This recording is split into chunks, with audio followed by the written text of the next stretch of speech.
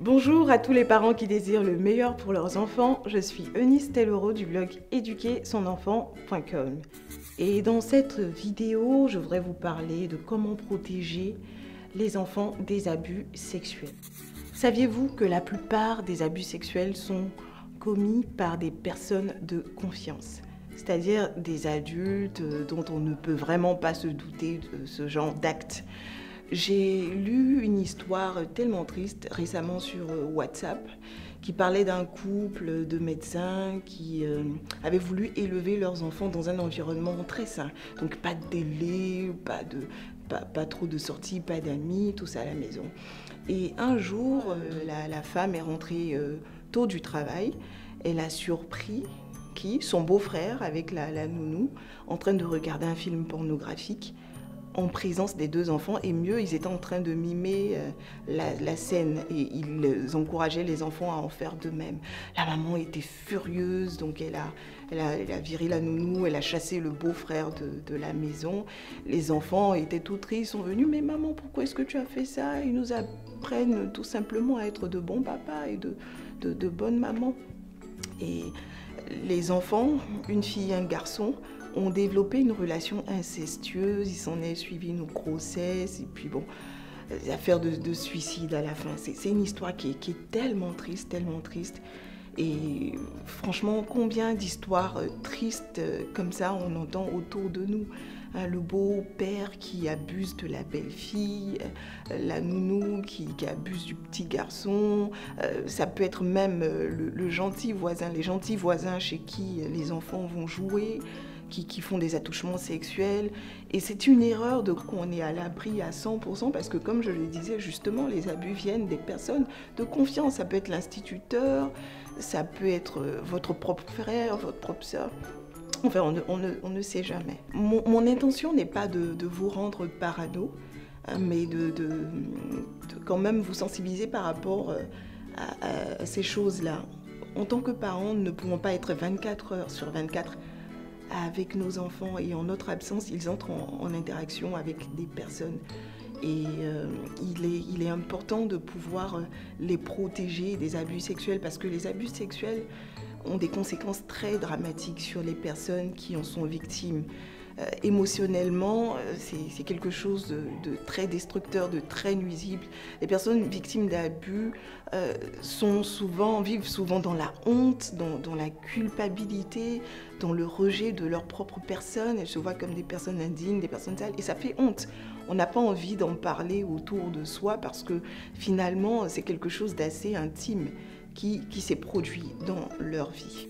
Et dans cette vidéo, je vais vous partager des astuces qui sont très simples, mais très efficaces pour protéger vos enfants des abus sexuels. Un enfant qui n'est pas averti et qui est face à un adulte mal intentionné va se laisser entraîner par cet adulte sans trop savoir ce qu'il fait. Mais quand l'enfant est averti et que ses parents lui ont donné à l'avance la conduite à tenir, il y a de fortes chances que l'enfant se comporte comme les parents ont demandé de se comporter. Et ce que vous dites à vos enfants est très important. Ça a beaucoup plus de poids que ce qu'un autre adulte de confiance ou un inconnu même peut raconter à votre enfant. Comment concrètement préserver ses enfants des abus sexuels? En fait, dès l'âge de 3 ans, vous devez apprendre à vos enfants à nommer les différentes parties du corps et à leur faire comprendre que sur leur corps, il y a certains endroits qui sont des lieux secrets, des endroits privés, des endroits intimes. Et que ces endroits-là ne doivent pas être exhibés. Ils ne doivent pas non plus chercher à regarder ces parties-là chez les autres personnes. Pour le petit garçon, ça va être, et la petite fille, ça va être, pour faire simple, les zones couvertes par le maillot de bain. Donc pour le petit garçon, c'est le petit short ou le petit slip. Et pour la fille, c'est le petit slip avec le petit haut de son maillot de bain. Personne ne doit jouer avec, toucher ces endroits-là. Il faut dire à vos enfants, ça peut être pendant le bain. Alors ça s'appelle comment? C'est les oreilles, et là c'est les yeux, et ça c'est le nez, et ça c'est les seins, et ça c'est le kiki ou c'est le toto, ou bien zizi ou zézette, ou le sexe, comme vous voulez. Et vous dites à vos enfants, mais souviens-toi que la poitrine, c'est un endroit privé, d'accord? Et le toto ou le kiki, ou le sexe, vous faites comme vous sentez.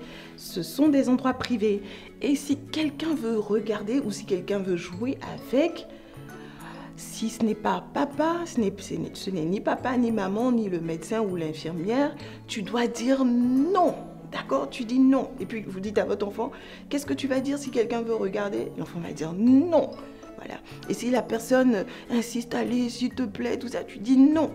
Et vous dites à votre enfant, et si l'adulte, la personne veut t'obliger, tu dois fuir comme un petit papillon, tu fuis, d'accord?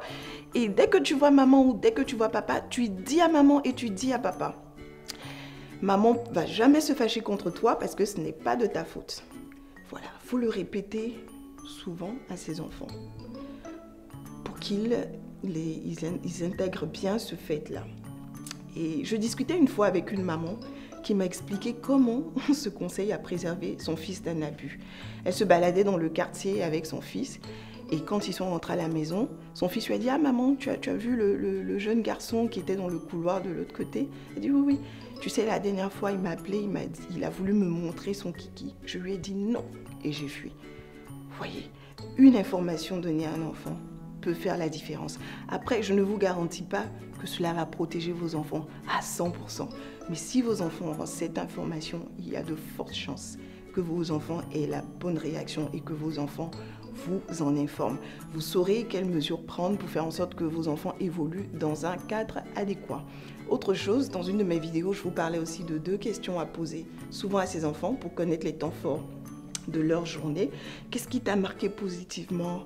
Qu'est-ce qui t'a fait rigoler? Qu'est-ce qui t'a rendu heureux ou fier de toi? Il faut poser aussi la 2e série de questions. Qu'est-ce qui t'a fait peur, t'a effrayé, t'a rendu triste?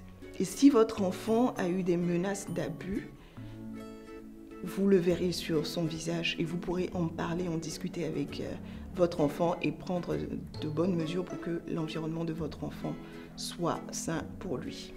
Il faut aussi sensibiliser vos enfants par rapport à la télé.